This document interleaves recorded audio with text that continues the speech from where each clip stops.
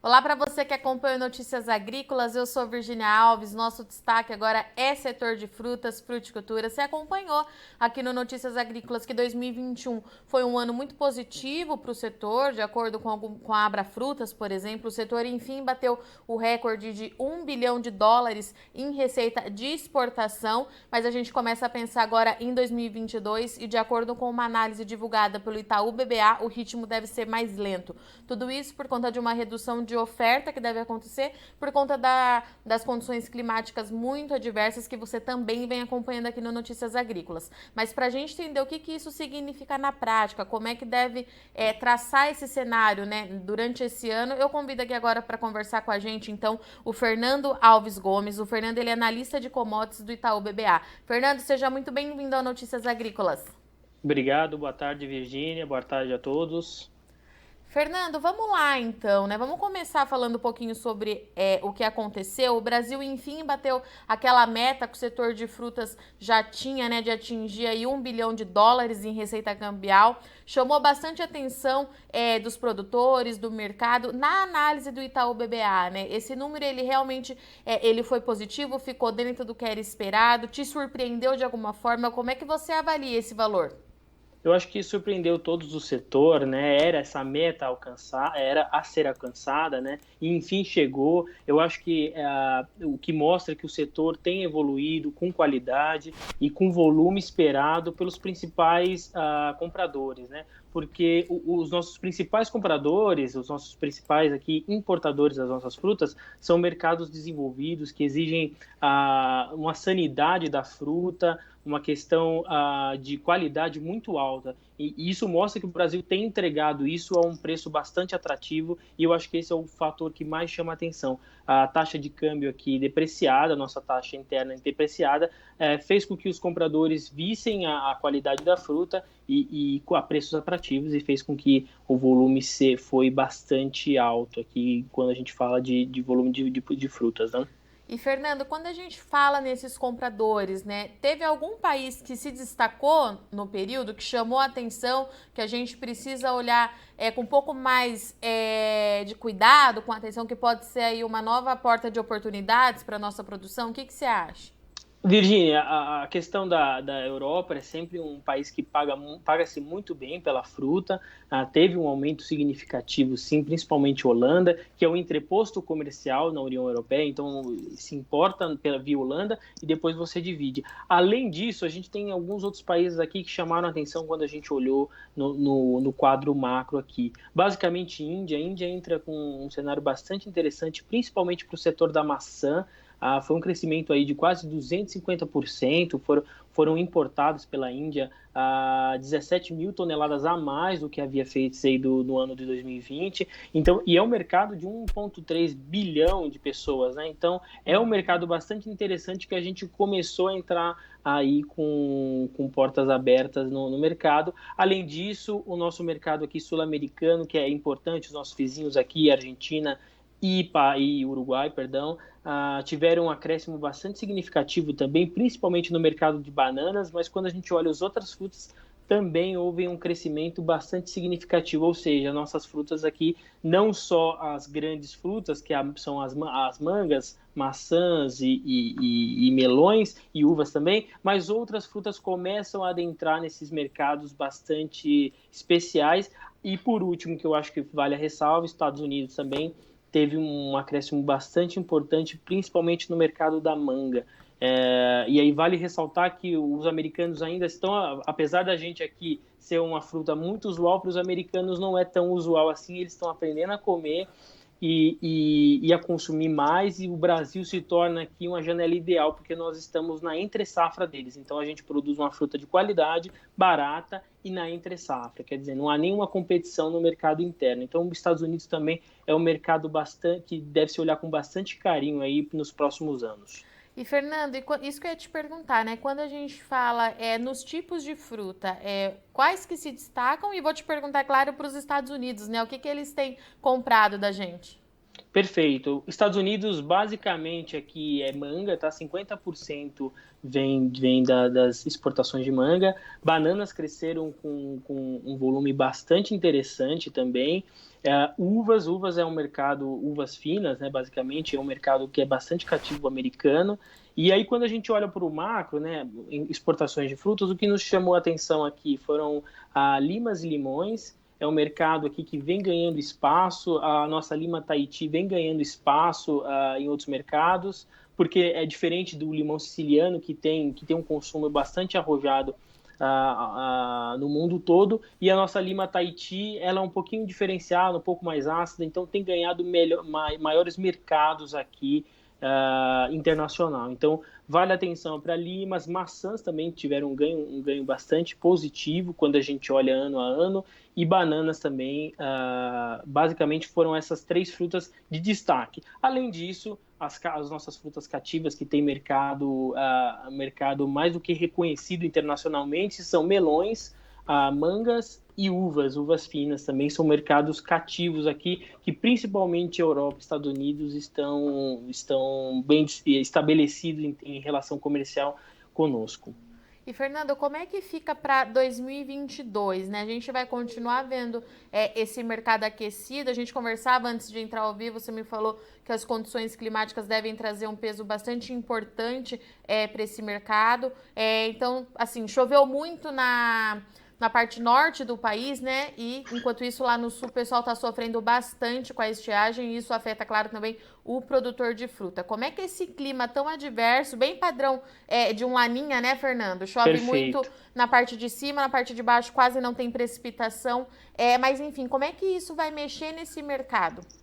Tá, em relação à oferta, a gente deve ter algum impacto aí, basicamente de clima, como você falou, adiantou, Virginia, tem a questão da Bahia, com excesso de chuva, né, na região do Vale do São Francisco e na região do sul do estado. Isso vai afetar aí produções de uva, melão, manga e mamão. São frutas aí que são um pouco mais delicadas em termos de volume de chuva, e um aumento de defensivos agrícolas, porque são frutas sensíveis. Acaba que tendo maior atividade fúngica, e aí você precisa entrar na lavoura para aplicar mais, para tentar deixar uma fruta com um pouco mais de qualidade, de sanidade, né? E no sul, ali, principalmente quando a gente olha no mercado da maçã, a estiagem aí vai afetar, a fruta já estava numa fase final, quando a estiagem começou com grande intensidade. Então, quer dizer, a gente vai ter frutas com menores e com menos volume. O que isso vai afetar? Um menor volume de frutas no geral. Isso pode criar um movimento aí de um impulso de preços pela falta de oferta. Mas quando a gente olha para a demanda, né, o mercado interno aqui está o cenário econômico um pouco conturbado, um cenário delicado, vamos dizer assim, acho que é melhor falar dessa forma, delicado em relação a poder aquisitivo e renda das famílias, aí, das classes principalmente menos favorecidas. E aí, quando você olha para esse cenário econômico, as famílias tendem a ir para um consumo de cereais, arroz, feijão e proteínas, e diminuir o consumo de frutas frescas. Então, em termos de mercado interno, quando a gente olha para o mercado interno, é um mercado em que a oferta reduz, mas a demanda também pode ser que tende a se reduzir com um cenário um pouco mais desaquecido, né? Agora, quando a gente olha para as exportações, para o produtor que foca nesse mercado, a taxa de câmbio aqui no nosso cenário do BBA tende a se manter aqui em 5,57, né, a média do ano, e isso pode deixar as frutas aqui com preços muito atrativos do ponto de vista de mercado internacional. Então, o produtor que tiver frutas com sanidade adequada para o mercado externo, a gente pode ver um mercado bastante aquecido, um fluxo de exportações bastante aquecidos aqui. E aí o mercado com as pessoas dentro de casa, em home office, e já buscando essa qualidade de vida um pouco melhor, e que a fruta, eu acho que é um dos alimentos mais completos e que representa exatamente essa saudabilidade dos alimentos, ela se encaixa perfeito. Então, quer dizer, o mercado internacional bastante ávido por frutas, e isso pode estimular as exportações com um produto com preços bastante atrativos quando a gente olha para os outros players fornecedores de fruta. Fernando, e também em 2021, o Brasil avançou muito em alguns mercados que já eram rotineiros, vamos dizer assim, mas nós abrimos também novos mercados, né? Isso chamou bastante atenção. O que eu queria te perguntar é o seguinte: como é que fica essa relação de uma oferta mais restrita com essa possibilidade de uma demanda mais aquecida, principalmente lá fora, com esses espaços que a gente está conquistando e vem conquistando? O Brasil pode perder, de certa forma, algum mercado? E se isso acontecer, para algumas frutas, eu queria saber quem é que cobre o Brasil, né, nessa oferta de alimento. A gente consegue fazer essa análise? Sim, sim, sim. Eu acredito que aqui os impactos vão ser intensos, mas nós não produzimos frutas com foco restritamente para o mercado de exportação. Quer dizer, pode haver uma quebra, mas uma quebra aqui também não vai afetar numa oferta completa para as exportações. Acho que a gente consegue atender, sim, o mercado externo. Os principais players aqui já sabem dessa condição do Brasil, de intempéries climáticas. O Vale do São Francisco, por exemplo, é uma produção semiárida, mas é irrigado, né? Existem irrigações também no Rio Grande do Sul, então, quer dizer, lavouras com capacidade técnica bastante elevadas que conseguem e garantem aí uma oferta para esses compradores. Então, do ponto de vista de quebra de contrato, ou do ponto de vista de redução dos mercados, parece pouco provável. E aí o mercado, e basicamente o mercado olha com preço e qualidade. O Brasil consegue entregar com preço e com qualidade, e aí a gente precisa ver a que preço que isso vai ser ditado pelo mercado. Basicamente, acredito que principalmente Europa e Estados Unidos, eles sabem que há problemas climáticos aqui de Laninha e El Niño. Quando isso acontece, eles já estão precavidos desse tipo de frustração, vamos dizer assim, em relação à oferta.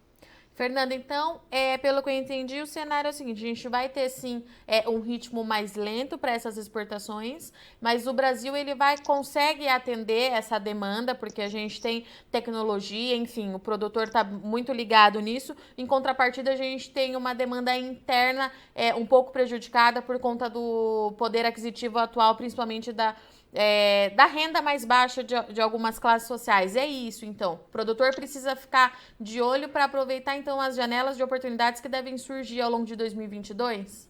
Perfeito, perfeito, Virginia. É exatamente isso. A exportação eu acho que vai ser o grande foco aqui, o produtor deve olhar, e eu acho que do outro ponto de vista também, margens, né? Porque os custos dos insumos subiram bastante, e aí tentar avaliar janelas de preços positivos em que as margens também sejam positivas, visto que os defensivos aqui e de fertilizantes também tiveram uma correção positiva bastante significativa.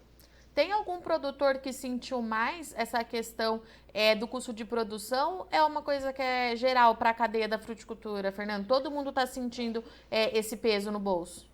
Virgínia, é generalizado, tá? Os produtores, frutas precisam de uma quantidade bastante elevada de insumos, né? Você produz por hectare uma quantidade bastante grande também. A gente fala em toneladas por hectare, em algumas dezenas de toneladas por hectare, nas diversas frutas. Então, você precisa de também uma quantidade bastante grande quando comparado com grãos. Então, de uma forma geral, você tem aí um aumento de insumos para toda a cadeia, né? Independente se a fruta, se é uva, se é melão, se é uma planta anual ou se é uma planta perene, você exige uma quantidade bastante alta, elevada de insumos, e isso vai afetar o mercado como um todo em relação aos preços internacionais de fertilizantes, insumos e taxa de câmbio também. Fernando, obrigada pela sua participação, sua disponibilidade aqui no Notícias Agrícolas. Eu deixo o espaço aberto para você voltar mais vezes, para a gente continuar acompanhando esse setor. Obrigada, viu? Um bom ano para você e até a próxima. Para você também, obrigado, pessoal. Fico à disposição. Portanto, essa foi a nossa conversa com o Fernando Alves Gomes, analista de commodities do Itaú BBA, que trouxe para a gente um panorama do que pode acontecer nesse ano de 2022 para o setor de frutas, né? Em 2021, no ano passado, o setor bateu a meta aí de atingir um pouco mais de US$ 1 bilhão em receita cambial com as exportações, um número muito positivo. Essa era uma meta esperada há muitos anos pelo setor e, de acordo com o Fernando, esse ano a tendência ser de um ritmo mais lento. Por quê? O excesso de chuva no Vale do São Francisco deve reduzir a oferta de uva e manga, principalmente. Manga chamou muita atenção nos embarques do ano passado, então a gente deve ter uma oferta mais limitada, enquanto a seca, alta temperatura e estiagem na parte sul deve afetar bastante a produção de maçã. Então essa oferta mais limitada vai acabar gerando aí também um ritmo mais lento de mercado. Mas, de acordo com o Fernando, o cenário, apesar de mostrar